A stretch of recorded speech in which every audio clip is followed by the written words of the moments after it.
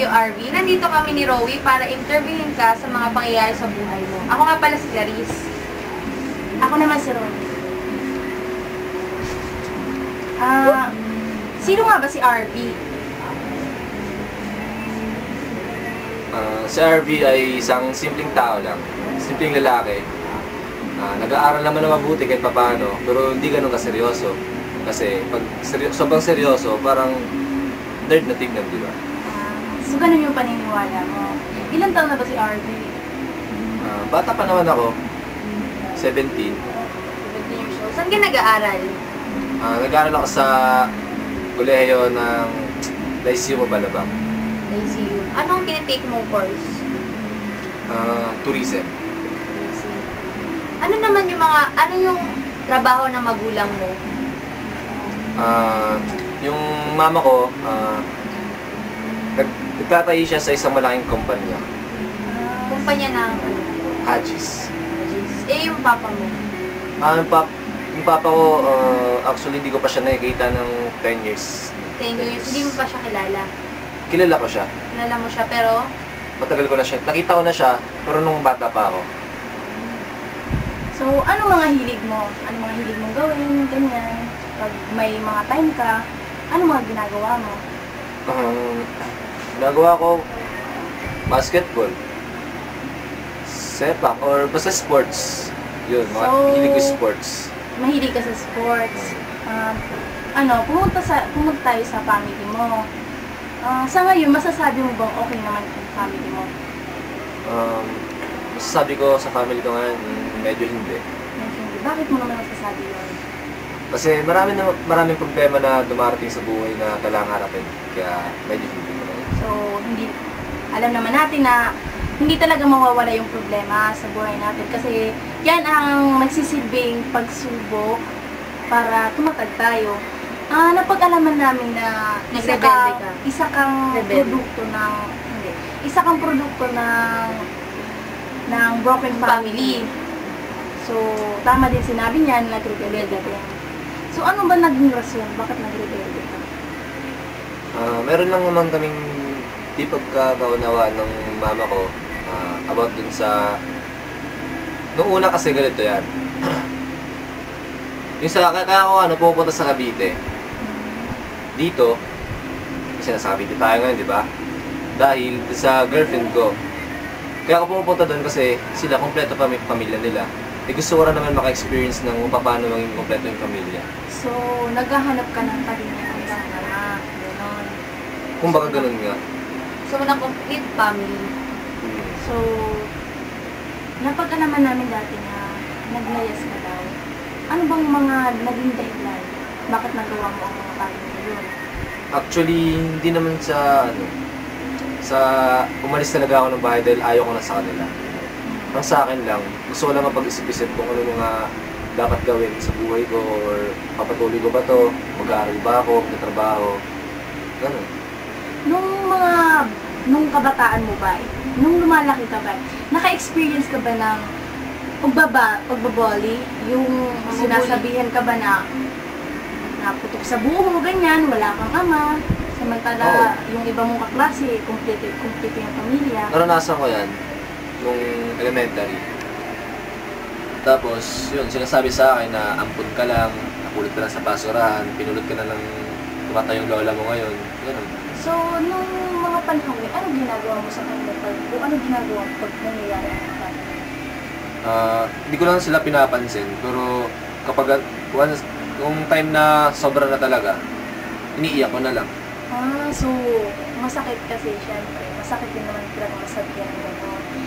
Sa ngayon ba is, sinisisi mo ba yung mama mo? Bakit nangyari yun?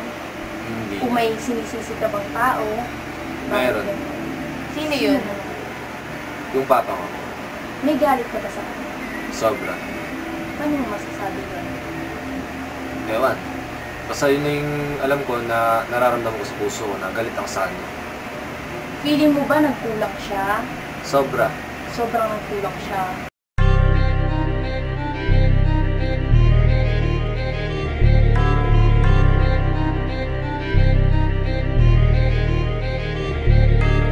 You're now listening to Dancer Banga Production.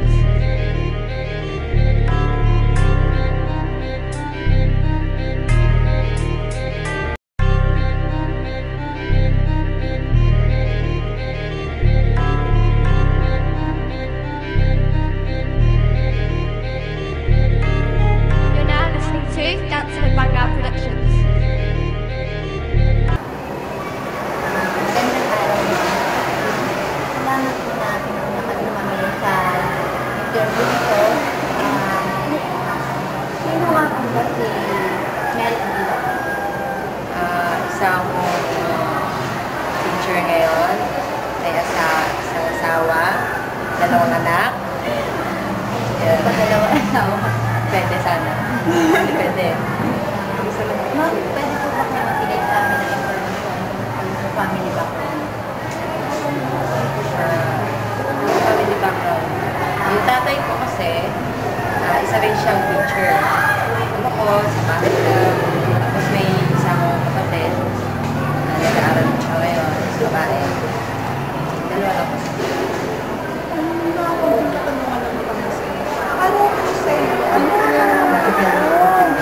lang po.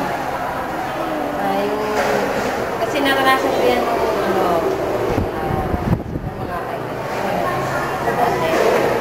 Yung boyfriend ko, ayaw ng tatay ko sa kanya. Parang against siya sa relationship namin. Kasi parang may nangyari, nag-away sila. Tatay ko, tsaka nanay ng boyfriend ko. Kaya, doon nagsimula yung pag-relasyon ko. Paano po yung sagot? Oo, dahil sa parang pinaglaban ko lang yung gusto ko na maging kami. Kahit ayaw ng tatay ko. Ma'am, ano po yung, paano po yung the way na pagre-rebel? Paano yung po siya na-handle? Paano yung parang Yung mga panahon na yun kasi nag-aaral pa ako. ilan taon? Siguro mga 17, 18. Sa college ako. Nag-aaral ako. Tapos nung time na yun, nagkaroon ng problema. Yun nga, nalaman na kami dalawa. Tapos, umalis ako sa bahay namin. Yung naglayas po yun? Oo, nag-layas ako. Bale, pupunta ako. Wala akong pupunta ng time na yun kasi hindi ko alam. Naisip ko lang, yung boyfriend ko. So, sinama ko siya. Tapos, pumunta kami sa Bulacan. Noong time na yun, siyempre, estudyante ako. Wala akong pera. Dinala ko yung alkansya ng tatay ko. Alam niyo yung banga, inulugan ng, puno yun ng 5 peso coin. Kaya yun, nagalit siya lalo. Eh, ma'am, yung magkasama na po, ilang araw, ilang buwan, ilang taon kayo nagsama, simula ba na yung ayaw kayo? So, ano lang naman yun. Wala siguro ng isang buwan. So, parang hinanap po kayo ng Hinanap niya ako, kinokontak niya ako sa cellphone, kasi may cellphone. Kinontak niya ako pero hindi ko sinasabi kung nasa ako. Ano yung naging reason o kaya naging dahilan kung bakit kayo napabalik? Ano yung nagbigay sa inyo ng... Actually, nakita niya kami na magkasama. Tapos, hindi ko alam, may kasama na palang pulis yung tatay ko. Baling hinuli niya yung asawa ko. Kasi nung naglayas ako, may kasama akong pinsan ko na mas mga 15 years old na pinsan ko. Bale, yun yung ginamit niya. Pinasuhan niya yung asawa ko, yung boyfriend ko, ng illegal detention. Nakakulang po yung... Simula nung pagdampot niya, di ba nakita niya kami, simula nun, pinalong na siya. Mga ilang araw na Taon, mga isang taon. Bale, nag-aaral pa rin ako noon. Tapos, pag wala akong klase, o kaya maaga yung uwian ko sa school, dadala ko sa kanya. Pero hindi alam niya ng tatay ko. Oo. Ano po yung naging relasyon niyo? Naging maayos pa rin po ba sa kabila ng Relasyon ko relasyon niyo sa magulang ng boyfriend niyo? Ano po yung naging reaction nila na yung anak nila nakulong na dahil sa relationship niyo? Hindi ko alam kung ano nakaramdaman nila para sa akin. Pero okay naman yung pakitungo nila sa akin sa tatay. Tanggap o alam na nila? Oo, tanggap nila. Mga araw ko na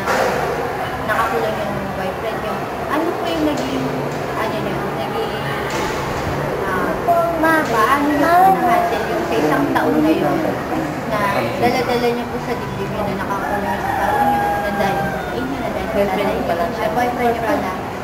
Then, ano po yung Siyempre, relasyon niyo sa kanilang?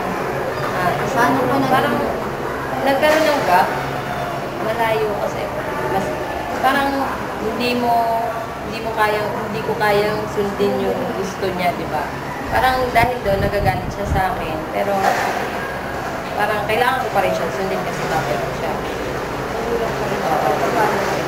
Sila pa yung ano sa inyo? Ay, after 1 year po, nagkaroon pa rin po ba kayo ng communication? Oo. Nagkaroon, tapos nabuntis ako noon after 1 year. Tapos noon, edi sinabi ko nga, nabuntis ako. Sabi niya, doon na naman, sabi niya, hindi nagalit siya.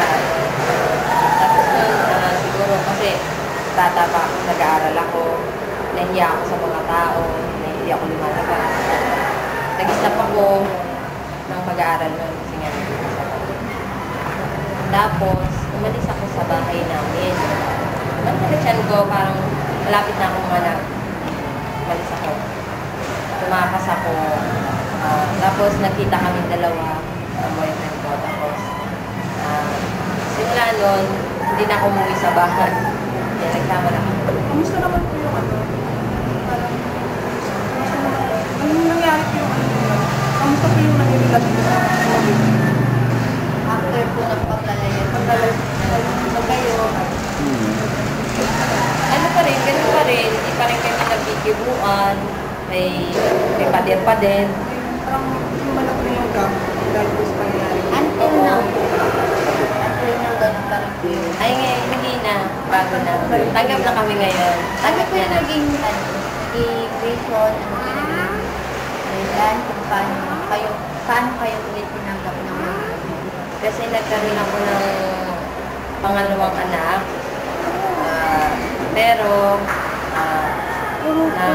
nagkasakit siya ng sepsis. Bali 6 days lang siya nabuhay. Nung burol ng baby ko, pumunta yung tatay ko, hindi namin din-expect yun. Parang napaiyak ako. Simula nun, siguro, parang natanggap niya na, kasi siguro naisip niya, hindi mangyayari siguro yun kung tinanggap niya kami. Ma'am, sa pag-rebelde nyo, which is naglayas kayo na morang edad, mayroon pa po ba kayong naging karanasan na mapapasok sa salitang rebelde? Nagtayo pa kayo, dumating po ba sa point na nabayaan yung pag-aaral nyo? Dumating po ba sa point na Hindi ko naman vision dati yung ano lang, parang hindi naman ako nagkakabing Parang naging normal pa rin po ba yung normal pa rin naman. Sa lahat po na nangyari sa buhay niyo, ano po yung naging move po o kaya na-realize niyo? Parang, di ba, nagkaroon ako ng asawa, hindi ako makapagtapos. Parang na-realize ko noon na parang siguro hindi ganun yung buhay ko. Parang, di ba, minsan, mag-isa ka, maisip mo yun, malulungkot ka. Parang, ang boring ng buhay, wala kang ginagawa, wala kang silbi. Parang nararamdaman ko, wala kang silbi, anong silbi ko sa mundo. Tapos, maisip mo, paano pag namatay yung asawa ko, anong mangyayari? O wala akong trabaho, gano'n. Naisip niyo yun. Paano po nasabi sa isip niyo na mag-aral po kayo? Ipusok po yung pangarap niyo? Yung yan, di ba, natanggap na nga kami ng tatay ko. Tapos nang sinabihan niya ako, pagpatuloy mo yung pag-aaral mo. Kaya nag-aaral na ako, tinuloy ko. Tapos, nakagraduate naman ako.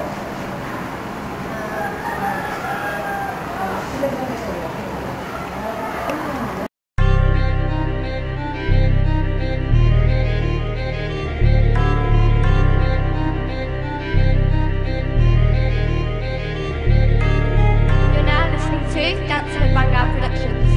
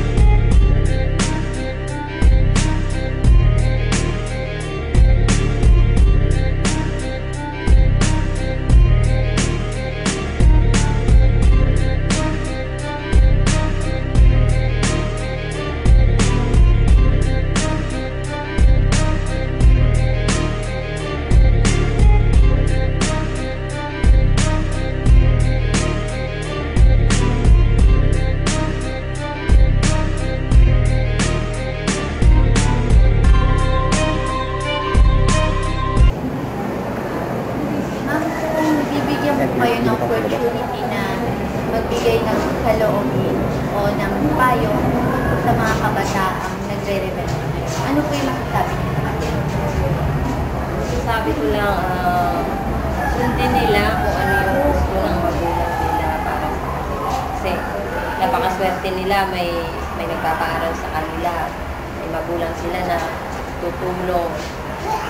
Kaya habang nandiyan yung magulang, sulitin nila yung pagkakataon na makapagtapos sila. Kasi nga, sabi nga ni Kuya Kim, pag-aral ng mabuti parang upang buhay ay tumigil. Kasi yan yung magiging gabay nyo sa pag-angal. Diba?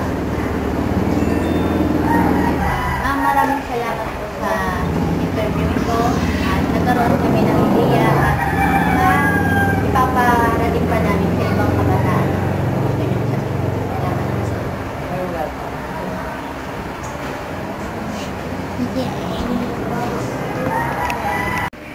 Anong mga paghihirap ba ang naranasan mo noong mga panahong naglayas at nagrebelde ka? Mahirap din. Kasi, yun nga, unang-una, syempre, pera. Lang pera kasi ikaw nila mag-isa eh. Kaya mag-aaral pa ako ng trabaho nun para patusok ko yung pangangailangan ko araw-araw. Ay, yung dala kong pera nun, yung ipon ko sana para sa kung sakasakali mang walang-wala kami nun, walang-wala kami ni mama para pambayad sa tuition ko. Yun yung nagastos ko.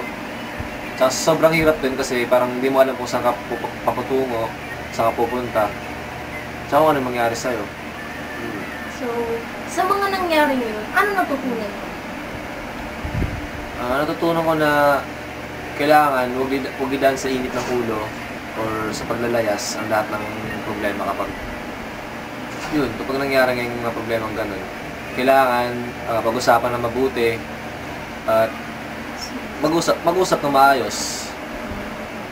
Yun lang.